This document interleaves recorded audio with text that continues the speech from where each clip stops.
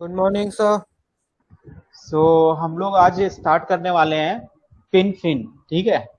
और heat transfer through the extended surface we will discuss about the heat transfer through the extended surface. as you know, you have seen the fins in many applications like your bike, in the refrigerator, okay, and the ear of the elephant also works as a fin, okay. There is a dinosaur previously which have a fin also, okay. So the fins are basically used to increase the heat transfer from a surface. So generally you have a surface which will have a temperature, like if it is an engine, the temperature will be very high in the engine. It will be nearly, just wait for 1 minute.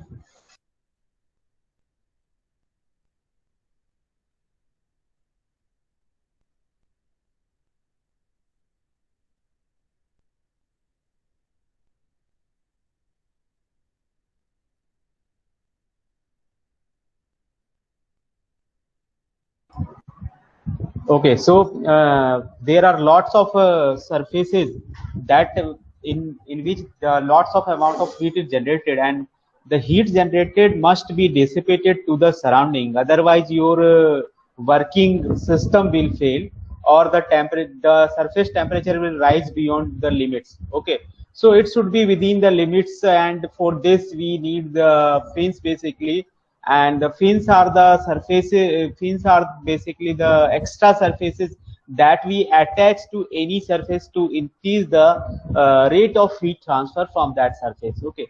So if we'll see, I have discussed in the last lecture, I want to repeat that also.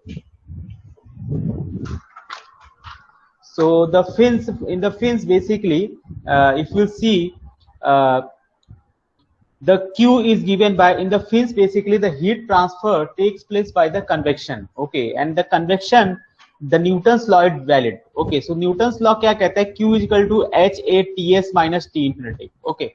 So this is the Newton's law of cooling basically. If this is your system, if this is your system,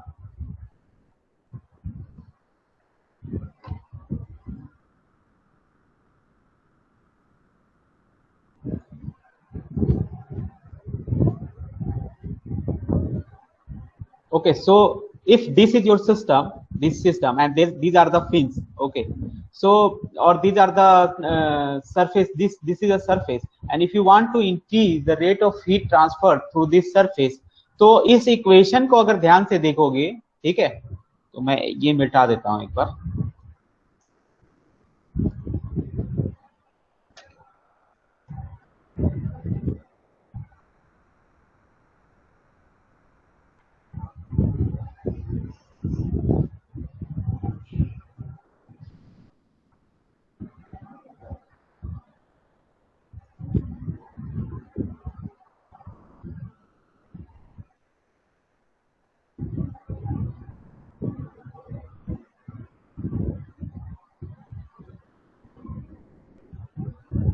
Okay, so if we want to increase, if we want to increase,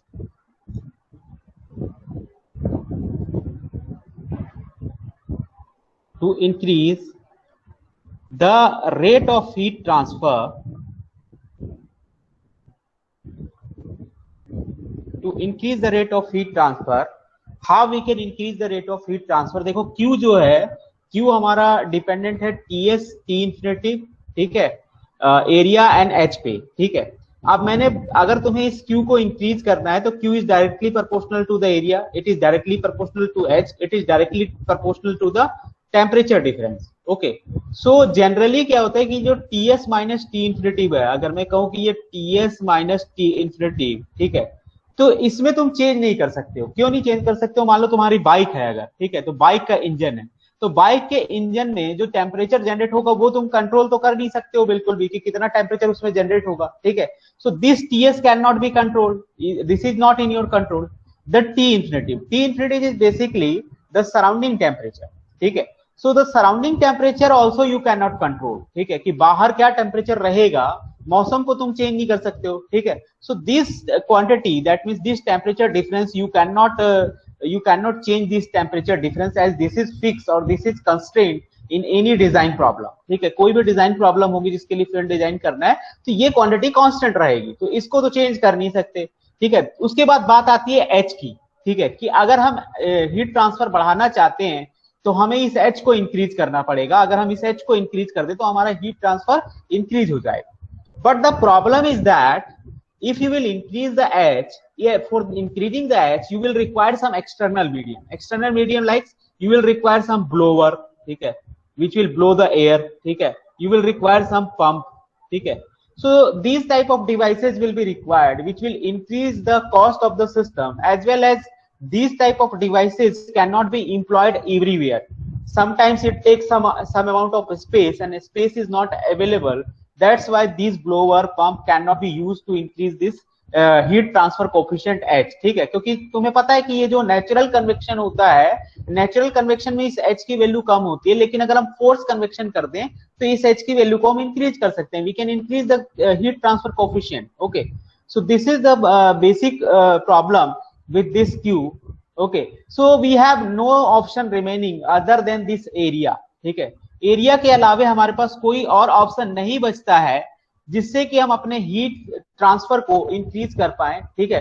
तो basically जो Q को हम increase करते हैं, we will increase the area of the surface by using the fin, and by this way we can increase this Q, okay. So this Q can be increase by increasing the area, and how we will increase that area, we will attach some external surface to our system surface or any surface in which the heat is generated. Like if it is an engine, then the cylinder body of your engine, in the cylinder body of your engine the fins will be attached, okay। So this is the basic concept of the fin, okay। So if we'll see some practical example of the fin, so we will discuss some definitions about the fin, okay। So the definitions are, the fins are normally a thin strips of highly conducting material. We will use the highly conducting material because we have to increase the heat transfer rate.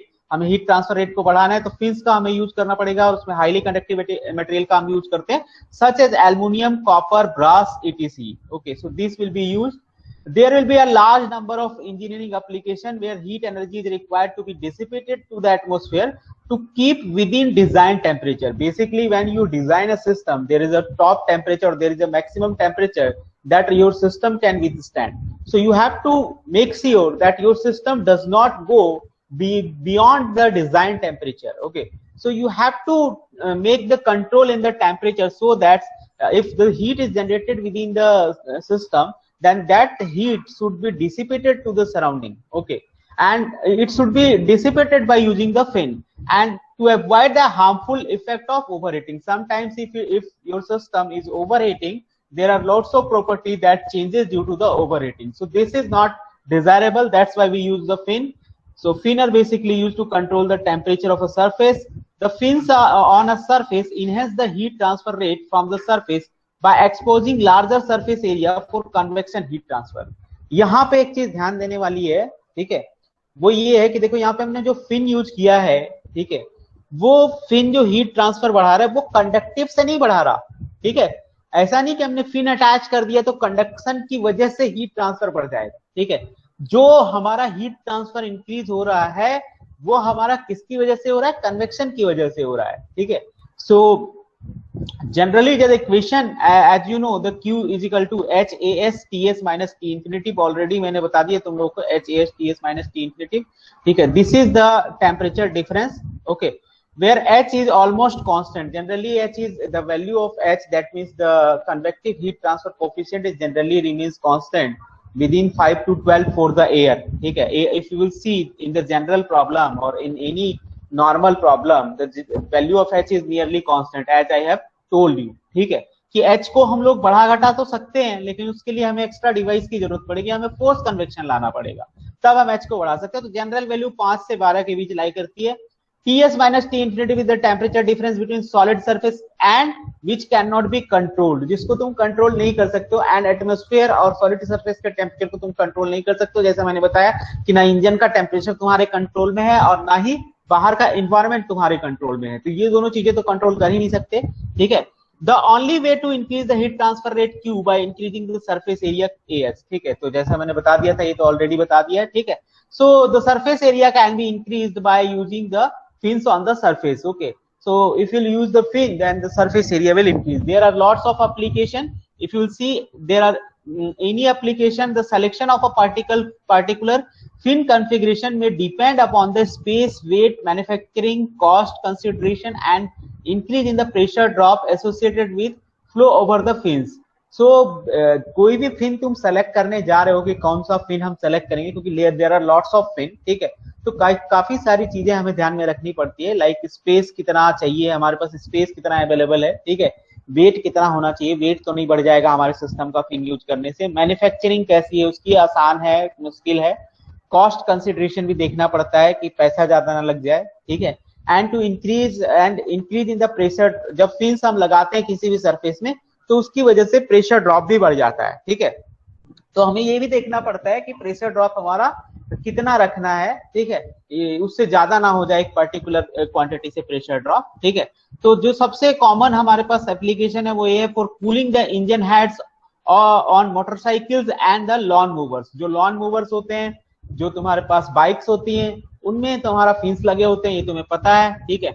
For the cooling of electric power transformers, जो transformers होते हैं उसमें देखते हो बाहर की side में हमारा जो फिन है वो लगा रहता है, ठीक है। तो ट्रांसफॉर्मर्स में भी होता है, ठीक है। उसके बाद इलेक्ट्रिक मोटर्स हो गए, आईसीज हो गए, जैसे तुम अपने लैपटॉप में देखते होगे जो आईसीज होती है उसके ऊपर हमारे पास फिन्स लगी होती है, ठीक है।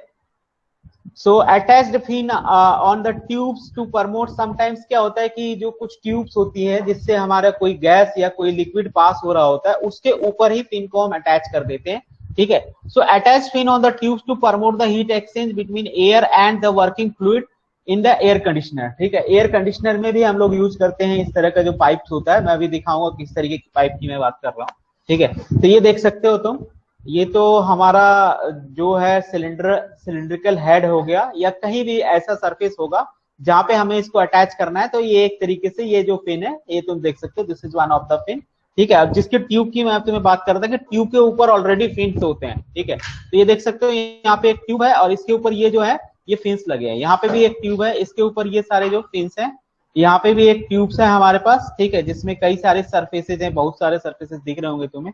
ये सारे जो सरफेसेज हैं ये सारे फिन्स हैं। These are used to increase the heat transfer rate from this pipe, ठीक है।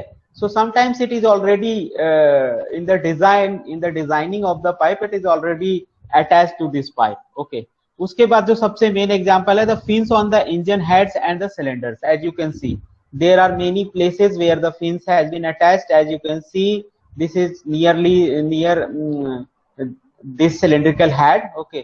This is the exhaust outlet, this is the piston, this is cylindrical body, okay. This is the cylinder head. So basically in the cylinder head there are lots of fins has been provided to keep the temperature of your engine within the limits, okay.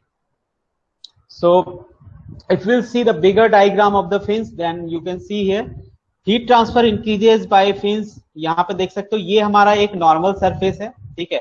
अब normal surface है जिसमें बाहर air का जो temperature माना हुआ है वो T इंफिनिटी माना हुआ है, और H है हमारा क्या, H is the heat transfer coefficient, convective heat transfer coefficient. Then the Q, if you want to calculate how much amount of heat will be transferred by convection through this surface, then you can easily apply Q is equal to HATS minus T infinitive, as you know Newton's law of cooling, okay. Newton's law of cooling, तो इसमें हम देख सकते हैं जो surface temperature है हमारा, ठीक है, that is TS, surface temperature is TS, okay. So this is the normal heat transfer through this surface. Just wait for a minute, okay. So as you can see, the heat transfer through this surface is given by HATS minus T infinitive, and if we attach some other surface to this particular surface, then as you can see the area will increase. Initially you have that area for the flow, Now you have the area, as you can see the area involved is this area plus this area. Similarly here this area plus this area. So the area will be increased, and if you will increase this area, then Q will increase. Okay, so the Q will increase. So this is the basic concept behind the fin. Okay, now come to the types of fin. Okay, so if you see the types of fin, there are lots of type of the fin.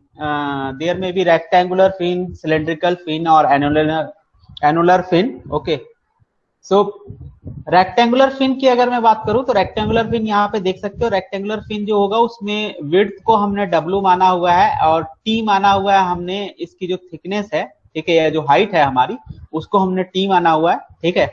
अगर हमारे पास cylindrical fin होगा तो इसके diameter से हम इसको जो है डिजाइन करेंगे, और डायमीटर इसका D है, देख सकते हो ये सिलेंड्रिकल फिन है। उसके बाद अगर मैं बात करूं एनुलर फिन की, तो यहाँ पे देख सकते हो इस तरीके से एनुलर फिन प्रोवाइड किए जाते हैं, ठीक है, सरकमफेरेंशियल होते हैं, ठीक है। तो एनुलर फिन इस तरीके से यहाँ से जो रेडियस होगा इससे डिसाइड होगा कि एनुलर फिन की जो डायमेंशन है वो क्या होंगी, ठीक है। तो ये तो नॉर्मल हो गए। उसके बाद कुछ इस तरीके के भी फिन्स हो सकते हैं जो कि नॉन यूनिफॉर्म क्रॉस सेक्शंस के हो, ठीक है। This is a triangular fin. As you can see, triangular fin area is decreasing when you are going in this direction, ठीक है। This is a fin of non-uniform cross section. Okay, this type of fin you can see, and this is a parabolic fin. Okay, so these are the lots of there are many types of the fin that we have basically. So these are the types of fin. Okay, now we will come to the we will derive a equation by which we can find out the heat transfer through the fin, कि heat transfer क्या हमारा कितना increase हो रहा है, ठीक है, उसकी हम इक्वेशन ड्राइव करना चाहते हैं फिन के लिए कि how much heat transfer will be increase through the fin. Okay, so यहां तक सबको समझ में आ गया कि फिन होता क्या है? Yes sir. ठीक है, तो मुझे लगता है फिन के बारे में सबको पता चल गया होगा। कोई कंफ्यूजन हो कि भाई फिन कभी देखा नहीं है तो जाके आज देख लेना अपनी बाइक के इंजन के ऊपर, ठीक है, लगा है वहां पे, और या तो अपने फ्रिज के पीछे जाके देख लेना, जो कंडेंसर है उसमें भी लगा है पिन, ठीक है। अलग अलग तरीके के हो सकते हैं, हो सकता है शेप से पता ना चले, बट मेन तुमने जो बाइक वाला है ये वाला तो जरूर ही देखा होगा, ठीक है, ये वाला तो जरूर देखा होगा तुमने, अपनी बाइक के ऊपर लगा हुआ, ठीक है, किसी भी बाइक में ये लगा होता है। कार्स में भी होता है, रेडिएटर्स में भी फिन लगे होते हैं, ठीक है, तो रेडिएटर्स में भी यूज होते हैं फिन। तो बहुत सारी एप्लीकेशन है फिन की, एक नहीं है। जहां पे भी हमें टेम्परेचर को कांस्टेंट करना होगा वहां पे हम फिन्स का यूज करेंगे, ठीक है। So now we will derive the equation. Okay, we will derive the equation, general heat conduction equation along the extended surface. We will derive that. So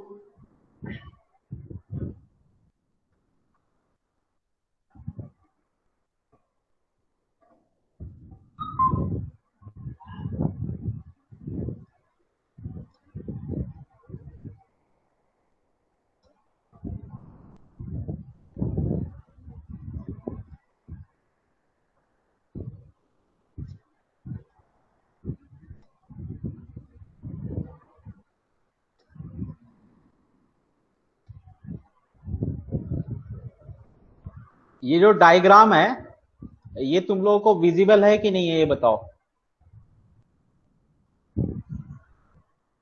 visible है सर।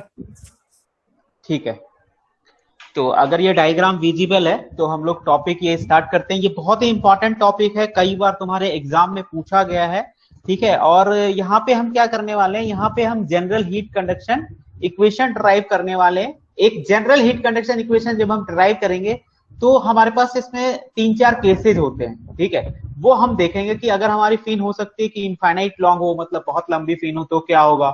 हमारे पास एडियाबैटिक फिन हो सकती है, ठीक है, हमारे पास नॉन एडियाबैटिक फिन भी हो सकती है जिसमें हम माने कन्वेक्शन के थ्रू हीट ट्रांसफर हो रहा है, ठीक है। So there are 3 or 4 cases that we discuss in this particular general heat conduction equation. So first we will find out the general equation, and by using the general equation we will find out the equation for every problem. Okay, so her problem के लिए हम लोग जो equation है वो हम लोग यहाँ पे ड्राइव करेंगे, ठीक है। So what we are going to discuss now, we are going to discuss general heat conduction equation along extended surfaces. Okay, so we are going to discuss that. So if we'll see, I want to show you the bigger diagram of that so that you will be able to understand. First, we will assume the flow is one dimensional steady state and fin is isentropic. The fin material is isotropic, that means the thermal conductivity is constant over the entire fin.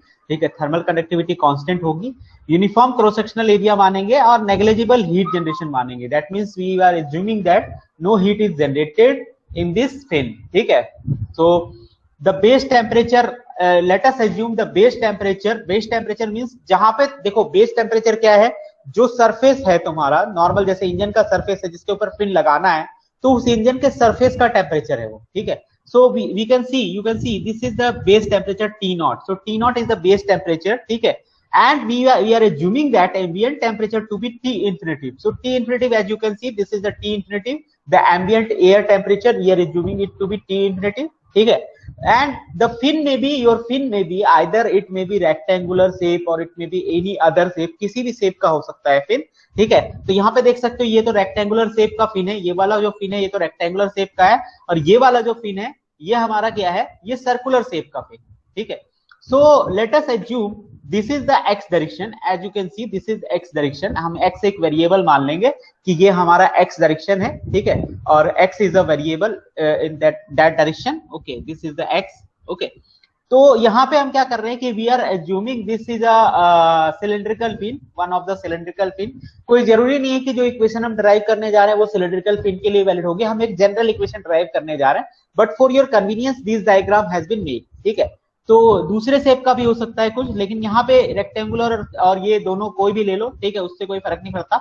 तो हमने यहाँ पे cylindrical pin मान लिया कि late us assume this is one of the cylindrical pin having a diameter d. ठीक है, the diameter of this fin is d. ठीक है, and the qf is the heat transfer through the fin. ठीक है, qf is the heat transfer through the fin that we will calculate later. ठीक है, and T infinitive is the outside temperature. ठीक है, so let us assume this small, let us consider this small element. This small element has been zoomed here. ठीक है, zoom view इस small element का यहाँ पे हमने दिखाया हुआ है. ठीक है, अगर मैं बात करूं फिन की, तो फिन में होगा क्या भाई कि देखो ये तुम्हारा मान लो फिन है. ठीक है, ये तुम्हारी सरफेस है, मान लो ये तुम्हारी सरफेस है जिससे तुमने फिन को अटैच किया. ठीक है, तो होगा क्या कि हीट ट्रांसफर जो होगा वो किस तरीके से होगा, देखो जो कंडक्शन के थ्रू है वो हीट इस डायरेक्शन में मूव करेगी. ठीक है, और यहाँ पे आने के बाद मान लो ये पॉइंट अगर मैं बोलता हूं, तो इस पॉइंट पे क्या होगा कि the some of the heat will leave through convection from this surface. ठीक है, तो some heat will leave in this direction, some heat will leave in this direction. This is the convection. This is the convection. Through convection, the heat is leaving. Now, after that, the some heat will again go in this direction by the conduction. Conduction से जो heat है वो इधर की तरफ जाएगी. ठीक है, फिर आगे जाकर के अगर मैं इस पॉइंट की बात करूं तो यहाँ से भी कुछ कन्वेक्शन से लीव कर जाएगा इस दोनों डायरेक्शन में.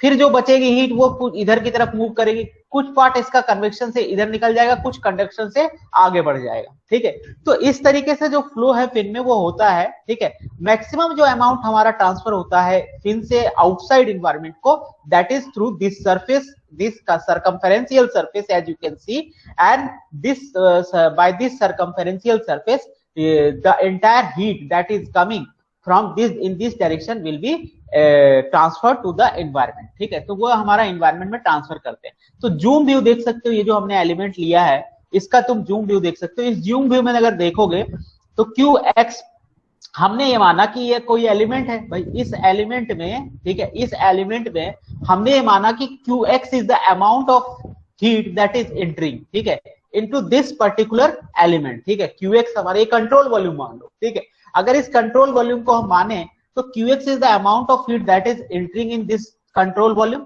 ठीक है, और इस कंट्रोल वॉल्यूम में से कुछ जो अमाउंट है, ठीक है, वो क्या हो रहा है हमारा आगे जा रहा है इस सरफेस से. जैसे कुछ ये स्मॉल एलिमेंट यहाँ जो है, यहाँ से कुछ ये आगे चला जाएगा कंडक्शन के थ्रू, और कुछ जो है इसका अमाउंट क्या हो जाएगा, बाहर निकल जाएगा।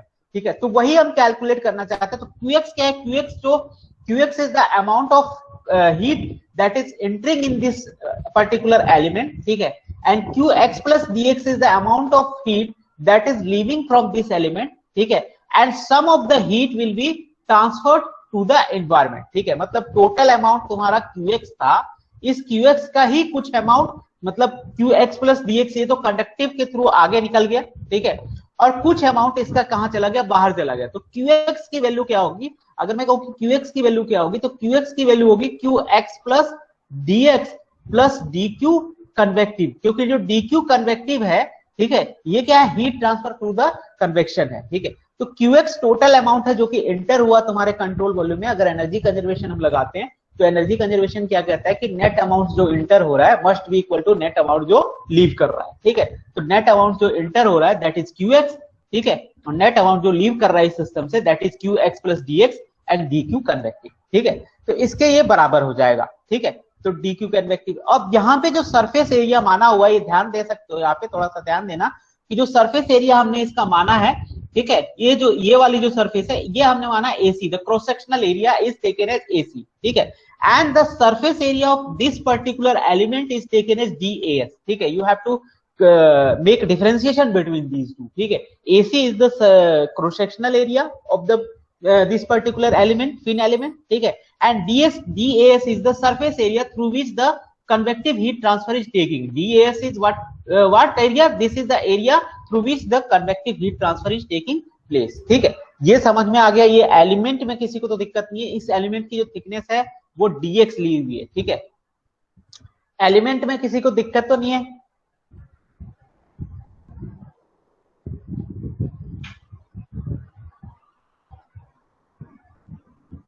एलिमेंट समझ में आ गया सबको, कैसे लिया है? Yes sir.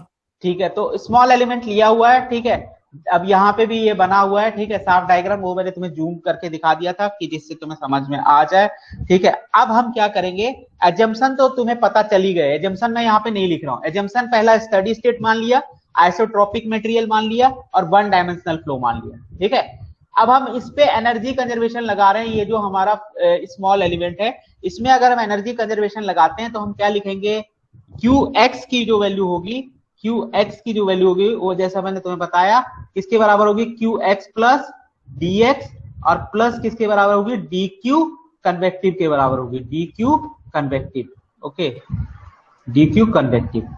So this will be the value of this particular this will be the energy balance equation in this particular small element. Okay, so इस small element में energy balance की equation होगी। ठीक है, अब ये तुम्हें पता है QX प्लस DX की वैल्यू क्या होती है। अगर मैं इसको QX लिखूं तो QX प्लस DX में कई बार तुम लोगों को बता चुका हूं कि QX प्लस DX को तुम क्या लिख सकते हो, QX प्लस क्या लिख सकते हैं हम इसको, QX plus del QX upon del X into DX लिख सकते हो। ठीक है, this will be the value of this will be the value of this QX plus DX। जैसा मैंने तुम लोगों को बताया था कि अगर DX डिस्टेंस पे हमें QX प्लस DX की वैल्यू लिखनी है तो ये होगी इसकी value from the Taylor series of expansion. अगर नहीं पढ़ा है टेलर सीरीज तो जाके देख सकते हो टेलर सीरीज ऑफ एक्सपेंशन क्या होता है। And we neglect in this particular equation we neglect the higher order term. ठीक है, तो हायर ऑर्डर टर्म को नेग्लेक्ट करने के बाद यही इक्वेशन हमारे पास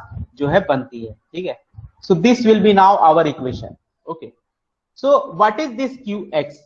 Can we calculate the QX? Can we calculate the QX?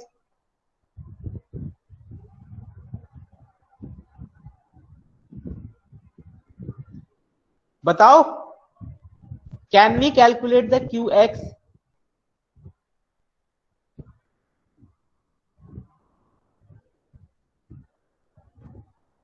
QX निकाल सकते हैं कि नहीं निकाल सकते हैं?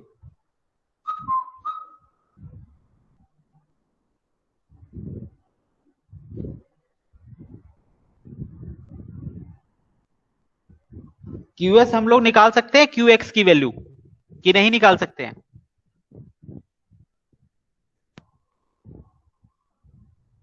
No one is responding.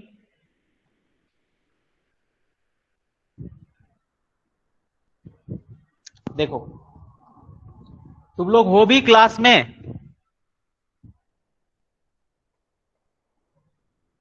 Yes yes sir. Sir. Yes sir. तो रिप्लाई क्यों नहीं दे रहे हो भाई? Yes sir. QX की वैल्यू निकाल सकते हैं? यस सर, निकाल सकते हैं।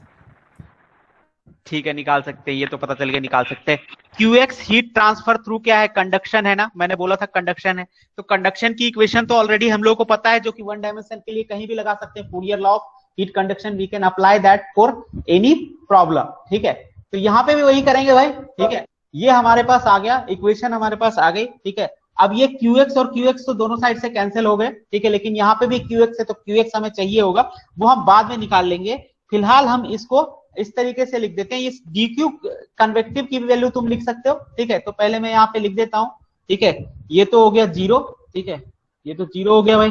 इज इक्वल टू आ जाएगा del Q X by del X into D X plus DQ convective की वैल्यू भी लिख सकते हो, क्योंकि DQ कन्वेक्टिव क्या है, इस वाले सरफेस से, यहाँ पे देख रहे होगे, इस वाले सरफेस से जो हीट ट्रांसफर हो रही है, ठीक है, इसकी वैल्यू है। ठीक है, through the convective heat transfer, तो इसकी वैल्यू लिख सकते हो। HA होता है, एरिया कितना है, DAS है, area is DAS through which the heat convection is sorry heat transfer through the convection is taking place. ठीक है, so we are taking this as DAS, the area is DAS of this particular surface. ठीक है, that is shown here, this particular surface. Okay, and T minus T infinity. T is the where T is the temperature of this surface. Okay, and T infinity is the temperature of the environment. ठीक है, यहाँ पे जो temperature है, यहाँ पे जो temperature है उसको हमने माना हुआ T। ठीक है, जूम कर देता हूं थोड़ा सा। यहाँ पे जो टेम्परेचर हमने माना हुआ है, इस सरफेस का जो टेम्परेचर माना है वो T माना है, मतलब x डिस्टेंस पे जो हमने टेम्परेचर माना है, that we are taking as T। Okay, here the temperature is T naught, surface temperature is T naught, here we are assuming the temperature is T। ठीक है, so we are not doing nothing but we are calculating this DQ convective. Okay, तो DQ convective will be HA TS minus T infinity। Okay, so we have done this HA TS minus T infinity as you can see। ठीक है, तो ये आ गया हमारे पास HA TS minus T infinity। थोड़ा सा इसको रीअरेंज करके अगर हम लिख दें, तो अब हम क्या चाहते हैं, अब हम इस QX की वैल्यू डालना चाहते हैं। ये QX की वैल्यू क्या हो, तो भाई QX की वैल्यू तो तुम साफ साफ बता सकते हो। देखो QX क्या होता है, QX की अगर मैं बात करूं, अगर मैं कहूं यहाँ पे QX बताओ इसमें क्या होगा, ये QX, तो भाई बता सकते हो, ये तो हीट कंडक्शन है। ठीक है, हीट ट्रांसफर थ्रू कंडक्शन है। हीट ट्रांसफर थ्रू कंडक्शन क्या कहता है कि QX इजिकल टू क्या होगा, QX इजिकल टू क्या होता है, माइनस के area of this particular element through which the heat is transferring. तो perpendicular to the heat transfer का एरिया लेते हैं, तो perpendicular to the heat transfer का एरिया कौन सा होगा, ये देखो यहाँ पे QX ये है, तो परपेंडिकुलर एरिया इसका कौन सा है, AC है। तो इस इक्वेशन में क्या आएगा, K आएगा, उसके साथ साथ AC आएगा, और मल्टीप्लाई बाय क्या होता है, DT बाय DX होता है फूरियर लॉ से। ठीक है, तो ये हो जाएगा DT by DX। So by this way you can calculate this QX। ठीक है, तो QX की वैल्यू हम कैलकुलेट कर सकते हैं। तो QX की वैल्यू हमने कैलकुलेट कर ली है, वो वैल्यू मैं यहाँ पे डाल देता हूँ। ठीक है, मैं इस इक्वेशन को रिवर्स में लिख रहा हूँ, इज इक्वल टू 0 उधर लिखूंगा। ठीक है, तो मैं यहाँ पे QX की वैल्यू डाल के लिख रहा हूँ। ठीक है, थोड़ा सा इसको रीअरेंज कर ही देता हूँ पहले मैं, जिससे कि तुम लोगों को दिक्कत ना हो इसको समझने में। Del QX upon del X into DX plus H DAS, ठीक है, T minus T infinitive is equal to 0 as you can see। Okay, so we are putting this value of QX in this equation. If you put the value of QX in this equation, we are getting this as del by del X। I want to write this del by del X into D। ठीक है, for the small element the del can be replaced with the D। ठीक है, so I am taking this to be D लिख रहा हूं मैं इसको। ठीक है, तो D by DX, और इसकी वैल्यू डाल देंगे, ये जो QX निकाला है, QX की वैल्यू क्या आई थी, minus KAC DT by DX, क्योंकि ये हीट ट्रांसफर थ्रू कंडक्शन है, into DX plus H DAS T minus T infinity is equal to 0। Okay, so this will be the value of QX की value हमने यहाँ पे डाल दी है। ठीक है, अब आगे इसको थोड़ा सा सॉल्व कर लेते हैं। Divide by DX both side. ठीक है, बोथ साइड dx से डिवाइड करेंगे तो ये इक्वेशन हमारी हो जाएगी d by D x minus के A C dt by D x. dx हट जाएगा यहाँ से क्योंकि dx से डिवाइड किया है, यहाँ पे एक dx आ जाएगा, das upon dx also divide by k. Okay, also divide by k. So k will be taken outside from here. k को हटा देते हैं।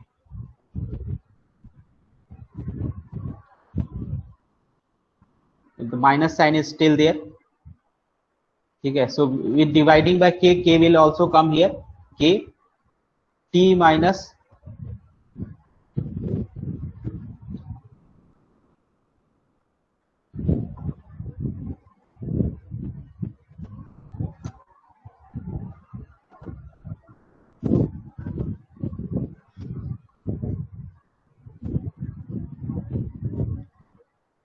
t minus t infinity is equal to 0. Okay, so take the minus sign common. Minus sign अगर common लेते हैं then you will get this as d by dx.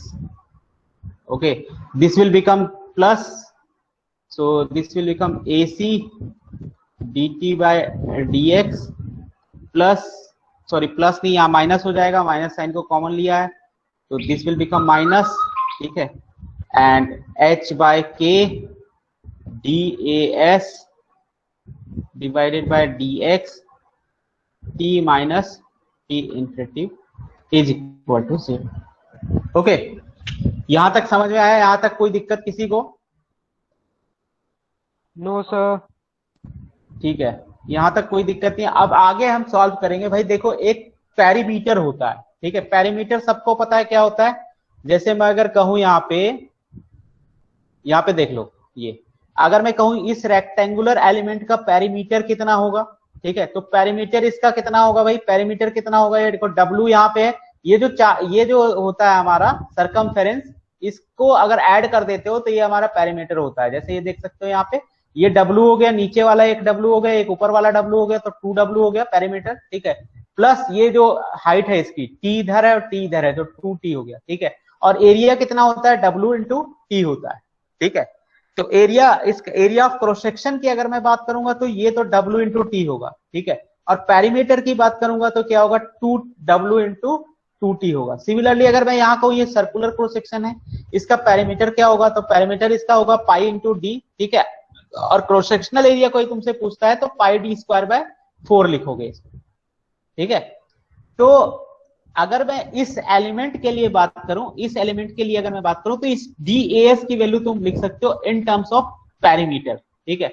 अगर मैं इसके पैरीमीटर को P बोल देता हूं, अगर मैं कहूं कि इसका जो पैरीमीटर है, ठीक है, अगर मैं इसके पैरीमीटर को अगर P बोलूं, ठीक है, तो जो dx की जो वैल्यू होगी, ठीक है, वो कितनी होती है, DAS की जो वैल्यू होगी that will be P into dx। Okay, the thickness of this periphery, यही तो लिखते हो, कैसे लिखते हो सिलेंडर का एरिया, 2 पाई r इंटू क्या लिखते हो,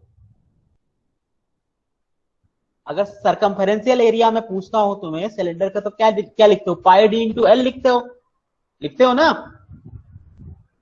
भाई। सिलेंडर का एरिया क्या लिखते हैं, ये सिलेंडर है, ठीक है, इस सिलेंडर का एरिया तुम क्या लिखते हो, पाई डी क्या है, पाई डी तो इसकी क्या है, पाई डी लिखते हो, ठीक है, पाई डी या फिर 2 पाई आर लिखते हो, ठीक है, पाई डी या फिर 2 पाई आर लिखते हो, मल्टीप्लाइड बाय क्या करते हो, लेंथ करते हो। अगर मैं कहता हूं इसका ये सर्कमफेरेंशियल एरिया बताओ तो क्या लिखते हो, 2 पाई आर इंटू एल करते हो, ठीक है। तो यहाँ पे भी वही कर रहे हैं, let us assume the perimeter of this particular surface is P, ठीक है। So this DAS, this DAS area can be written as P into dx. Okay, so इसको हम P into dx लिख सकते हैं, ठीक है। तो P into dx अगर इसको लिख रहे हैं तो इसका मतलब हमें, अगर इस इक्वेशन में देखोगे,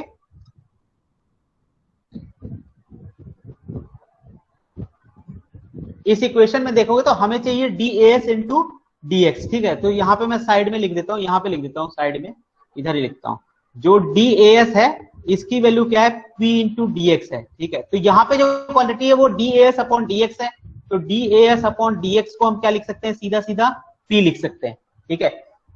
पेरीमीटर लिख सकते हैं। तो पेरीमीटर p हो जाएगा ये वैल्यू, तो इसको हम यहाँ पे p डाल देंगे, ठीक है। और आगे मैं अगर इस इक्वेशन को लिखता हूं तो इस तरीके से कर देता हूं इसको, AC d को अंदर ले गया मैं, तो d को अंदर ले जाएंगे, d square t by dx square, ठीक है, माइनस h बाय k, और इसको हमने लिख दिया p, तो यहाँ पे p आ गया, ठीक है। तो hp बाय p, ओके, और hp by k, sorry hp by k, t minus t infinity is equal to 0, ठीक है। नाउ डिवाइड बाय AC, अगर AC से हम इसको डिवाइड कर दें, तो AC से अगर डिवाइड करोगे तो इसको आगे स्टेप में लिख सकते हैं, d square t by dx square minus hp by k AC, ठीक है, t minus t infinity is equal to 0, okay. So this is one of the equation that we have now. ये तो अभी equation आई है, ठीक है, लेकिन इसका हमें अभी सॉल्यूशन निकालना पड़ेगा। अभी तक हमारे पास सॉल्यूशन नहीं है, क्योंकि इसमें वेरिएबल है, क्या वेरिएबल है, t वेरिएबल है, x वेरिएबल है, ठीक है। तो हमें यहाँ पे इसका सॉल्यूशन चाहिए, जो ये इक्वेशन आई है, ठीक है, D square T by D X square minus H P by K A C, ठीक है, where p, what is p you must know that this is the perimeter. If it is a cylinder, the perimeter will be pi into d. If it is a rectangular element, कोई भी element ले सकते हैं, but यहाँ पे जो हमने माना है वो हमने सर्कुलर एलिमेंट माना था, तो यहाँ पे जो p की वैल्यू होगी वो पाई d होगी, ठीक है।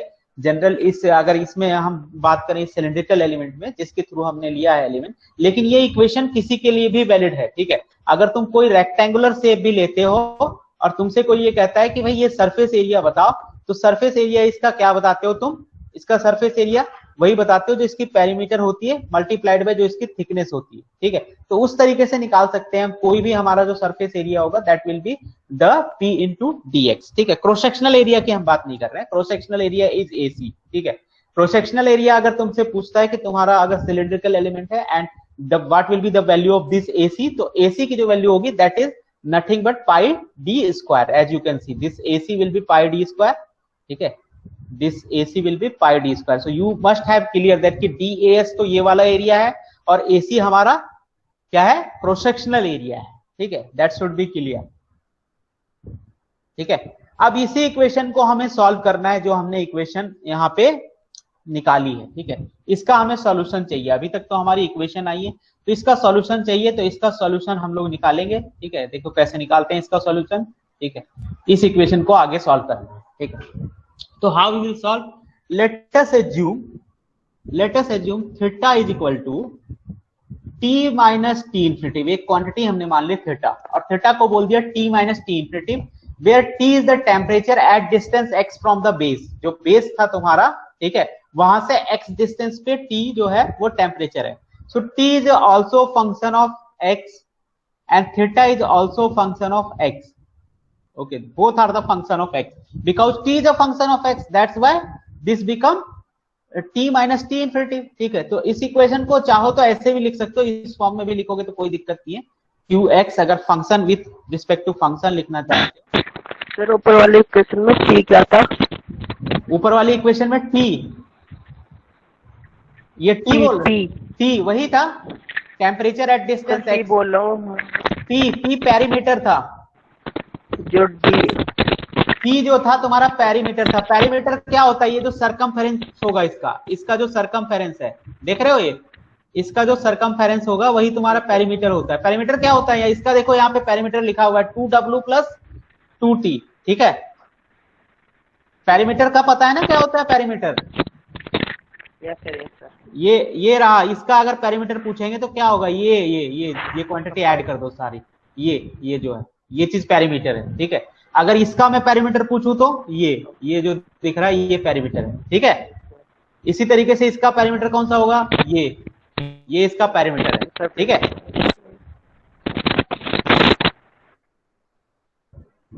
तो let us assume the theta to be as t minus T infinity, okay.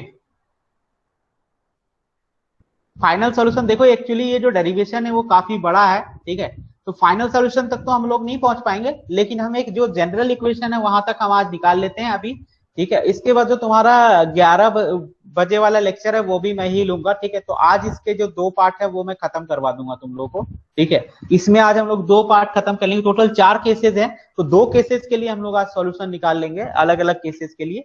2 cases के लिए हम लोग बाद में नेक्स्ट लेक्चर में निकाल लेंगे, ठीक है।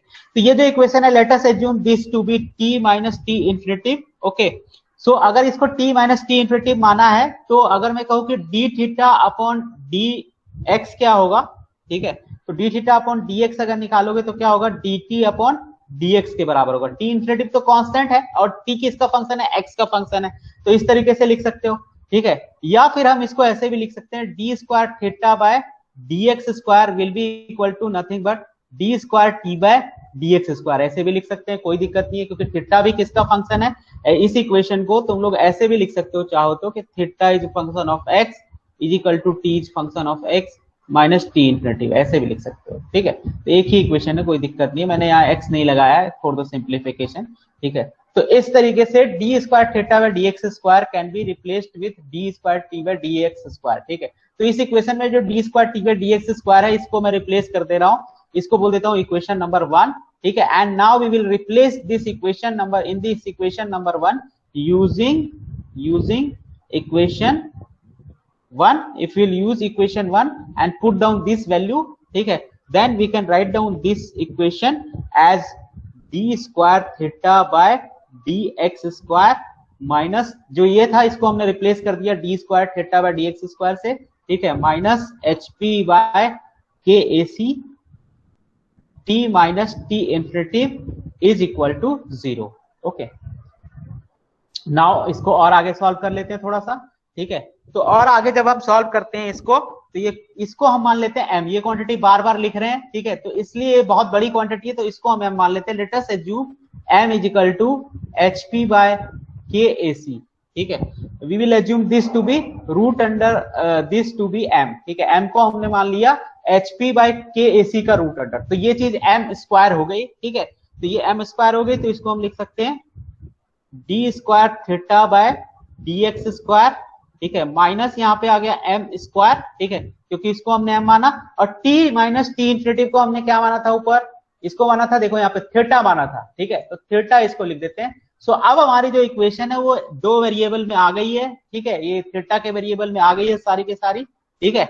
और इस तरह की इक्वेशन तुमने मैथमेटिक्स 3rd जो पढ़ा होगा, 2nd शायद वहां पे देखी होगी, सॉल्व करा है ना इस तरह की डिफरेंशियल इक्वेशन मैथमेटिक्स में,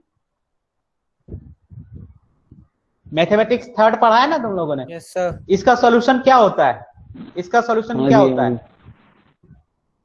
अगर मैं कहूं इसका सॉल्यूशन बताओ, इस डिफरेंशियल इक्वेशन का सॉल्यूशन बताओ, तो इसको मैं बोल देता हूं इक्वेशन नंबर, इसको इक्वेशन नंबर 2 बोल देता हूं। पहले क्या बोला था, 1 बोला था, तो इसको 2 बोल देते हैं, ठीक है।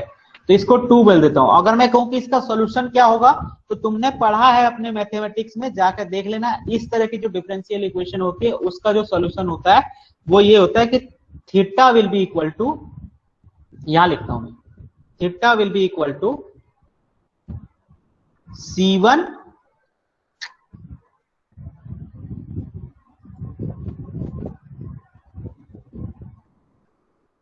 theta will be equal to C1 e raised to the power mx plus C2, sir theta आएगा, कहां पे थीटा आएगा? अच्छा ठीक है, यही तो होता है, C1 plus C2 e raised to the power mx, C1 e raised to the power mx plus C2 e raised to the power minus mx. This is the solution of this equation, ठीक है, solution of 2, ठीक है। अब अगर ये भी नहीं पता है तो भाई जाके फिर देखो मैथमेटिक्स, ठीक है, फिर D square theta by D X square minus M square theta is equal to 0 है, तो इस तरह की इक्वेशन का जो सॉल्यूशन होता है वो होता है theta is equal to C1 e raised to the power mx plus C2 e raised to the power mx, ठीक है। This is also mx, this is also mx, ठीक है। So this is our equation, the solution. Still we have not the final solution. Still we have C1, C2 constant remaining. Okay. So let me call this as equation number 3. ठीक है। अभी इसको यही आज अभी lecture इसको यही and करते हैं। ठीक है। हमने यहाँ पे थीटा निकाल लिया है, ठीक है, C1 और C2 के टर्म्स में। अब हमारा आगे काम होगा ये जो C1 और C2 कांस्टेंट है इनको कैलकुलेट करना, ठीक है। तो इनको हम कैलकुलेट करेंगे नेक्स्ट लेक्चर में, मैं बताऊंगा तुम लोग को। अब जैसा मैंने बताया था कि इसमें कई केसेस हो सकते हैं, जैसे तुम्हारा फिन इनफाइनाइट लॉन्ग हो सकता है, ठीक है, तुम्हारा फिन इंसुलेटेड हो सकता है, मतलब उसकी टिप इंसुलेटेड हो सकती है, एक केस तो ये हो सकता है, ठीक है। दूसरा ये हो सकता है कि तुम्हारी जो फिन की टिप है उससे कन्वेक्शन हीट ट्रांसफर हो सकता है, कन्वेक्टिव हीट ट्रांसफर हो सकता है, ठीक है। तो अगर कन्वेक्टिव हीट ट्रांसफर हो रहा है तुम्हारे फिन से तो वो तीसरा केस हो जाता है, ठीक है। उसके बाद चौथा केस होता है constant temperature of tip boundary. Tip boundary का अगर टेम्परेचर हम कांस्टेंट मानते हैं तो उस केस में क्या होगा। तो ये 3-4 केसेस हैं जो कि हम डिस्कस करेंगे, और सारे के सारे जो केसेस डिस्कस करेंगे उसका जो सॉल्यूशन निकलेगा वो इसी से निकलेगा, क्योंकि ये जनरलाइज इक्वेशन है, ये मोस्ट जनरलाइज इक्वेशन है। अब इसमें C1 और C2 कांस्टेंट जो है ये according to the case vary करेंगे, ठीक है, क्या केस तुम लेते हो, ठीक है। जैसे अगर लॉन्ग फिन का केस लोगे तो C1 C2 की वैल्यू अलग आएगी, और अगर तुम ये मानते हो कि इंसुलेटेड टिप मांग लोगे तो उसमें वैल्यू अलग आ जाएगी। इंसुलेटेड टिप का मतलब कि जो लास्ट पॉइंट है हमारा, जैसे हमारा अगर ये फिन है, ये अगर फिन है तो ये इसकी टिप है, तो अगर ये टिप है, अगर इसको इंसुलेटेड मान लेते हैं तो ये इंसुलेटेड का मतलब हो जाएगा कि यहां से हीट ट्रांसफर 0 हो जाएगा। लॉन्ग फिन का मतलब ये हो गया कि जैसे अभी लेंथ L है, अब हो सकता है कि तुम्हारे फिन की लेंथ बहुत लंबी हो, ठीक है, तो उस केस में कैसे सॉल्व करेंगे इस इक्वेशन को, ठीक है। तो ये सारे जो केसेस हैं वो हम लोग डिस्कस करेंगे। अभी लेक्चर को यहीं पे एंड करते हैं, ठीक है, और 11 बजे तुम लोग लेक्चर ज्वाइन कर लेना दोबारा से। तो मैं इसको एक बार ना शुरुआत से फिर से बता दूंगा, मतलब step by step, 1 by 1 step जो लिखा है हमने इसको एक्सप्लेन करके बता दूंगा, दोबारा लिखूंगा नहीं, फिर उसके बाद वहीं से स्टार्ट करेंगे।